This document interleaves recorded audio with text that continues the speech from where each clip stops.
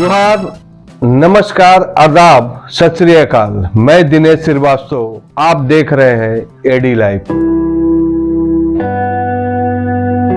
रविन्द्रनाथ ठाकुर जी, महामंत्री, झारखंड राज्य अराजपत्रित कर्मचारी महासंघ स्वास्थ्य सुविधा में जो परमानेंट एम्प्लॉई है वह यह संगठन है। लेकिन अगर पूरी झारखंड की बात करते हैं तो 3.25 करोड़ की आबादी है झारखंड में, और इसमें जो भारत का डाटा है कि झारखंड राज्य सबसे पिछड़े राज्य में आता है। लेकिन 3.25 करोड़ में जो हेल्थ सुविधा में जो एम्प्लॉय है उनकी संख्या है परमानेंट जो है 80,000। उसके बाद सरकार ने, चाहे किसी का भी सरकार, कॉन्ट्रैक्ट भी साइन किया गया जिसमें 10,000 कॉन्ट्रैक्ट जो अनुबंध में काम कर रहे हैं। और जो सबसे बड़ी चीज़ है कि आउटसोर्स हो गया आपको 20,000। टोटल हो गया 1,10,000 जो कर्मी है ये स्वास्थ्य में आपको हेल्प करते हैं, चाहे वह सुई देने का काम हो, ब्लड देने का काम हो, चाहे कंटेंट हो, चाहे प्रिस्क्रिप्शन हो, चाहे डॉक्टर को हेल्प करना। लेकिन इसमें से 20,000 और 10,000 अभी स्ट्राइक में है।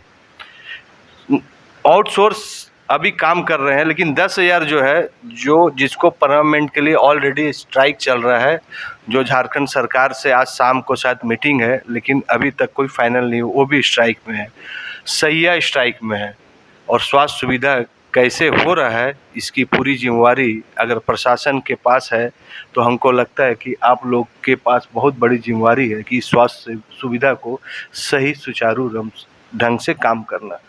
तो क्या आप इसमें काम सही से कर रहे हैं, और अगर कर रहे हैं तो क्या क्या चीज़ का प्रॉब्लम आ रहा है आप लोग को? जी नमस्कार। दरअसल हम जो स्वास्थ्य कर्मी हैं, ये स्वास्थ्य कर्मी झारखंड राज्य में जो आपने कहा 3.25 करोड़ की आबादी है, 3.25 करोड़ की आबादी में अंतिम पंक्ति में खड़े अंतिम व्यक्ति तक अगर स्वास्थ्य के लाभ पहुंचाने की बात होती है तो यही वो कर्मी हैं जो स्वास्थ्य का लाभ पहुंचाते हैं।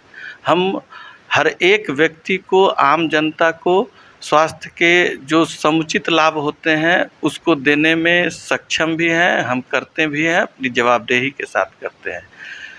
आपने देखा कि पिछले 17 जनवरी से अनुबंध के कर्मी अपनी मांगों को लेकर अनिश्चितकालीन हड़ताल पर चले गए थे, और 24 जनवरी से उनके आंदोलन का रुख को कड़ा करते हुए वे आमरण अनशन पर चले गए। सरकार से जो परमानेंट एम्प्लॉईज जिसको आप कह रहे हैं, या झारखंड राज्य अराजपत्रित कर्मचारी महासंघ सरकार से बारंबार अनुरोध कर रही है कि आप अनुबंध के जो कर्मी हैं उनसे आप बात करें, उनसे बात करके समाधान का रास्ता निकालें। जो इनकी मांगे हैं ये जायज़ है। जायज़ इस मामले में कि जब माननीय मुख्यमंत्री जी, जो अभी झारखंड के माननीय मुख्यमंत्री जी हैं, वे जब विपक्ष के नेता हुआ करते थे तो मंचों से वे लगातार अपनी बातों के क्रम में उन्होंने कहा था कि जब हमारी सरकार आएगी तो अनुबंध के कर्मियों को हम नियमित करेंगे। एक सुविधा उन्होंने दी। हम माननीय मुख्यमंत्री का धन्यवाद देना चाहेंगे कि उन्होंने एनपीएस को ओपीएस में परिणत किया, पुरानी पेंशन व्यवस्था का लाभ इस झारखंड के कर्मियों को दिया। लेकिन एक और वादा, जब आप देखेंगे झारखंड के माननीय मुख्यमंत्री जी खतिहानी जोहार यात्रा में अभी निकलते हैं, और जहां भी जाते हैं हर जगह चौक चौराहों से लेकर के हर गली तक में एक पोस्टर चिपका रहता है जिस पर लिखा रहता है कि हम जो कहते हैं वो करते हैं। हम आज उनको उन्हीं वादा को याद दिलाने के लिए उनसे हम अनुरोध करते हैं कि जो अनुबंध के कर्मी हैं, इनसे आपने वादा किया था कि जब आपकी सरकार आएगी तो इनकी सेवा को नियमित करेंगे। ये 24 जनवरी से आमरण अनशन पर बैठे हुए हैं, आप इनसे वार्ता करें, इनके समस्या का जो इनकी जायज़ मांग है उसका समाधान करें। सर, आपके शहर में स्वास्थ्य मंत्री भी है जमशेदपुर से, और रांची में आप देखते हैं अपनी पूरी स्वास्थ्य की जिम्मेवारी आपके ऊपर में, तो क्या स्वास्थ्य मंत्री से कभी बात हुआ था इस विषय में? स्वास्थ्य मंत्री के यहाँ अनुबंध के कर्मियों ने एक घेराव का कार्यक्रम किया था उनके आवास पे जाकर के, और उन्होंने कहा था, हम समझते 27 तारीख को शायद घेराव का कार्यक्रम हुआ, और उस दिन उन्होंने कहा कि 7 तारीख को हम अपर मुख्य सचिव के साथ वार्ता करेंगे, मीटिंग होगी, तो उसमें समस्याओं का समाधान हो जाएगा। आज 7 तारीख है जब आपकी हमारी बात हो रही है, आज 7 तारीख है और हम समझते हैं कि आपके साथ मिल कर के हम भगवान से प्रार्थना करते हैं कि आज सकारात्मक वार्ता हो, अनुबंध कर्मियों के जो जायज़ मांगे हैं उनके लिए सकारात्मक वार्ता के साथ समाधान का रास्ता निकले, ताकि इनका जो ये आंदोलन है अनुबंध के साथियों का, ये आंदोलन समाप्त हो जाए। चूँकि अब जो आमरण अनशन की स्थिति है उसमें बहुत ही विकट स्थिति, कल मैं खुद वहाँ गया था धरना स्थल पर, मैंने देखा है उनकी स्थिति।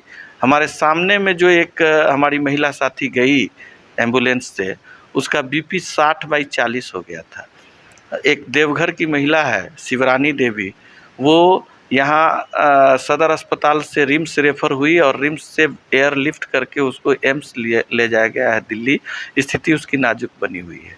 सरकार अगर कुछ देना चाहती है वैसे योद्धाओं को, जो कोरोना योद्धा है, वैसे योद्धाओं को जिनके बदौलत स्वास्थ्य की लौ जलती है, आज अगर आपको ब्लड भी लेना पड़े तो उसके लिए भी स्वास्थ्यकर्मी चाहिए और ब्लड देना पड़े उसके लिए भी स्वास्थ्य, इनके लिए इनकी जो वाजिब मांग है उस पर सरकार को विचार निश्चित रूप से करना चाहिए। और आज हम लोग प्रार्थना करते हैं कि सकारात्मक वार्ता हो और इनके मामला का समाधान हो। महाशय, आज का क्या क्या प्लान है काम का? कुछ खास नहीं, वही बच्चों के लिए कॉपी कलम लाना है और घर के लिए राशन भी लाना है। अच्छा जी, सब काम याद है। और बिजली का बिल जमा करने का भूल जा रहे हैं? अरे हाँ, आज बिजली का बिल भी जमा करना है। बकाया बिल के कारण कल गोलू के घर का कनेक्शन कट गया, उसके घर वाले बहुत परेशान हैं। हाँ बाबा, आज बिजली बिल जरूर जमा कर दूंगा। हाँ, आज सब काम के साथ बिजली बिल भी जमा करना। सर, ठाकुर जी बात करना चाह रहे हैं कि सरकार क्या पोलाइट है, इस जो मांग जो रखा गया है उसको मानने के लिए तैयार है? क्योंकि आंदोलन बहुत देरी तक हो चुका। पेशेंट, आप बोले कि जो पेशेंट की सेवा करती थी आज वो खुद पेशेंट बन गई, तो आपको लग रहा है कि ये तो भगवान से मांग कर रहे हैं कि चलिए हो जाना चाहिए, लेकिन क्या सरकार का कुछ भी ऐसा हाव भाव या सरकार उसको करने के लिए तत्पर है? अभी तक तो जो आज की वार्ता का रिजल्ट आता है उसके बाद इसका हम लोग आकलन करेंगे। महासंघ लगातार नज़र बनाए हुई है इन सभी मामलों पर, और हम आज जो वार्ता होती है उसके बाद हम समीक्षा करेंगे कि किस प्रकार से, चूँकि अब स्थिति ऐसी हो गई है कि अब हम सबको कूदना पड़ेगा।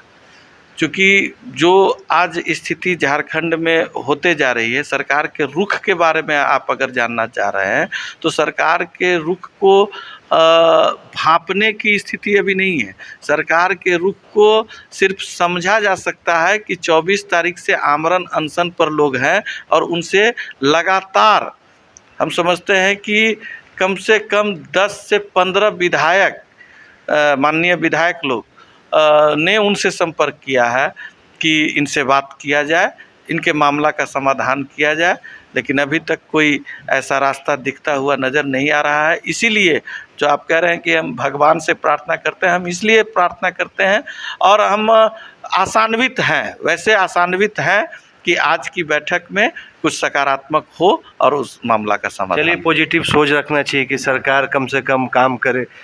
क्या प्रॉब्लम है कि सरकार के पास पैसा नहीं है या सरकार करना नहीं चाहती? क्योंकि ये तो पूरी तरह स्वास्थ्य सुविधा चरमरा गई है। सबसे चीज़ है कि शहर में तो हम लोग पास ऑप्शन भी है कि टीएमएच चल गए, प्राइवेट में चल गए, लेकिन उस गांव के गरीब जहां पर, उन लोग को कौन देख रहे हैं सर?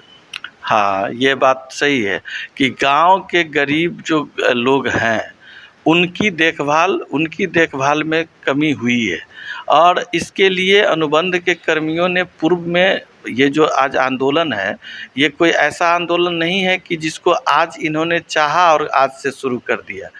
17 तारीख से अनिश्चितकालीन हड़ताल पे जाएंगे, 24 तारीख से हम आमरण अनशन पर जाएंगे। ऐसी स्थिति में सरकार को चाहिए था कि इनसे वार्ता करके मामला का समाधान पहले करते, लेकिन अभी तक ये हो नहीं रहा है।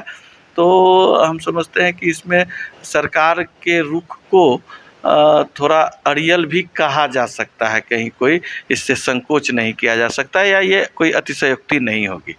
सर, एक चीज़ है कि ले दे के लेबर एक्ट और सबसे बड़ी चीज़ बहुत भारत में या झारखंड में, रांची में बोलिए, जमशेदपुर बोलिए, बहुत ट्रेड यूनियन है, चाहे इंटेक बोलिए, सीटू बोलिए, या जो भारतीय मजदूर संघ है, और भी बहुत जो लेबर के लिए काम करते हैं। तो क्या इनसे उन लोगों का संपर्क हुआ, आप लोगों का समर्थन उनसे, क्या आप लोग इस विषय में उनसे बात किए?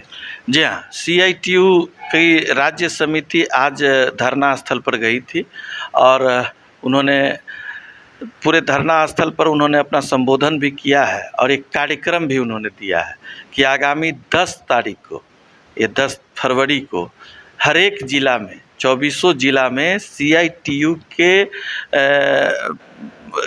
इसमें CITU के नेतृत्व में आंदोलनकारी अनुबंध कर्मियों के समर्थन में प्रदर्शन किया जाएगा।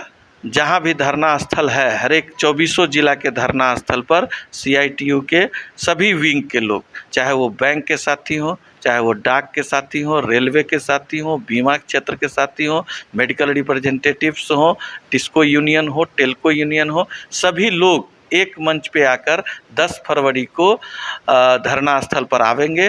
दोपहर 12 बजे से लेकर 2 बजे के बीच में उनका कार्यक्रम आज तय हुआ है और सभी जिलों में अनुबंध कर्मियों के मांगों के समर्थन में CITU आगे आई है। झांसा के प्रतिनिधि जो डॉक्टर्स एसोसिएशन है, उसके प्रतिनिधियों ने, IMA के प्रतिनिधियों ने, सभी ने अनुबंध कर्मियों के इन मांगों को जायज़ करार देते हुए अपना समर्थन दिया है। और जो आगामी दिन है, बस हमको लगता है कि एक शब्द आता है छोटा सा, वेट एंड वॉच। हमको लग रहा है कि बस वेट एंड वॉच की स्थिति में हम लोग हैं। सभी लोग समीक्षा के नज़र से देख रहे हैं, नज़र गड़ाए हुए हैं कि आज की वार्ता क्या होती है सरकार के साथ। आज अनुबंध के कर्मियों ने राज्य स्तर पर भिक्षाटन का कार्यक्रम भी किया है। वो सरकार को सद्बुद्धि के लिए बहुत सारा यज्ञ भी उन्होंने किया है। तो आज की जो वार्ता होती है, ये आगामी दिनों के आंदोलन के रूपरेखा को बनाने के क्रम में एक बहुत ही हमको लगता है कि मजबूती के साथ कहने की स्थिति है कि आज की वार्ता उनकी जो होती है वो सकारात्मक हो तो आगे बहुत अच्छी स्थिति होगी, नहीं तो आंदोलन के रुख को बहुत कड़ा करने की स्थिति में भी जाया जा सकता है।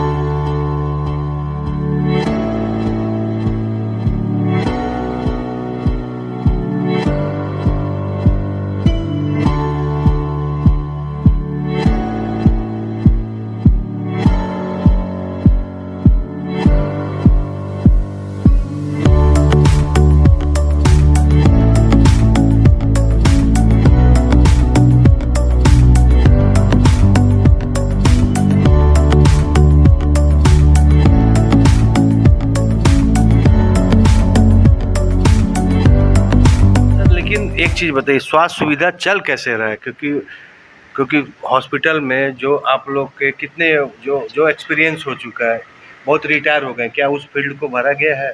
और दूसरी चीज़ कि आप लोग कोविड काल में अपने जो सेवा किए, आप लोग के भी बहुत जो साथी हैं इस दुनिया में नहीं, तो सरकार ने, केंद्र सरकार, राज्य सरकार ने जो उस समय एक ठो अनाउंस किया था कि जो ऐसे काम कर रहे हैं उनको पैकेज दिया जाएगा, तो क्या वो पैसा मिला है सर उनके परिवार को? जो कोविड की जहाँ तक बात करते हैं आप, कोविड में हमारे बहुत सारे साथी शहीद हुए और कोविड काल में स्वास्थ्य के सरकारी जो लोग हैं उनकी सेवा को हम समझते हैं कि समाज का हर एक तबका याद करता है निश्चित तौर पे। और जो दूसरी बात जो आपने कही मुआवजा से संबंधित, तो ये हम समझते हैं हमारे दुखती हुई रग पे एक हाथ आपने रख दिया है, क्योंकि बहुत सारे ऐसे कर्मी जो शहीद हुए हैं कोविड के दौरान, उनके परिवार के लोगों को जो 50 लाख की राशि की बात की गई थी वो उसका भुगतान नहीं हुआ। कुछ लोगों को हुआ है नो डाउट, लेकिन बहुत सारे लोग इससे वंचित रहे हैं।